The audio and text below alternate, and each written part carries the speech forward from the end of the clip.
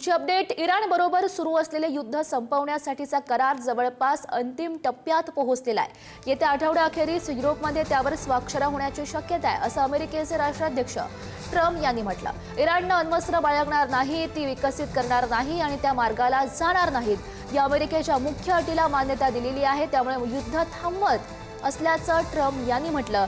इराणनं मात्र सावध प्रतिक्रिया देत अमेरिकेसोबत सुरू असलेला संघर्ष संपवण्यासाठीच्या संभाव्य कराराबाबत अद्याप अंतिम निर्णय झाला नाही असं म्हटलंय।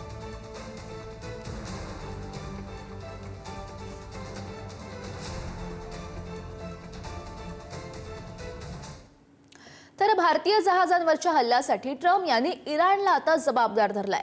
भारतीय जहाजांवर इराणनं हल्ला केल्याचा ट्रम्प यांनी दावा केलाय।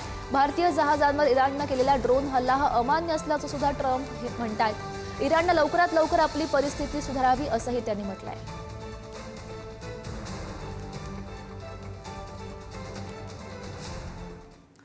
अमेरिकेचे राष्ट्राध्यक्ष डोनाल्ड ट्रम्प यांनी अमेरिका इराण युद्ध संपवण्यासाठी ऐतिहासिक कराराची घोषणा केली आहे आणि या सप्ताहात युरोपमध्ये स्वाक्षरी होणार असल्याचं सुद्धा त्यांनी म्हटलंय। इराण अण्वस्त्र बनवणार नसल्याचं ट्रम्प यांनी स्पष्ट केलं। मात्र इराणनं हा दावा फेटाळून लावला असला तरीही कोणताही करार झाला नसल्याचं म्हटलेलं आहे।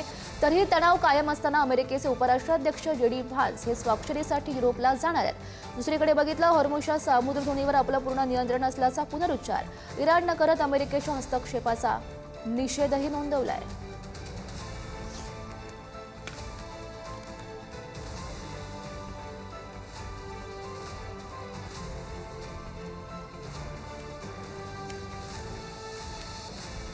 ट्रम्प यांची युद्धबंदीची जी घोषणा होती ती इराणनं आता फेटाळून लावलेली आहे। नेमकी काय परिस्थिती उद्भवते त्यामुळे हे बघणं सुद्धा अत्यंत महत्त्वाचं असेल।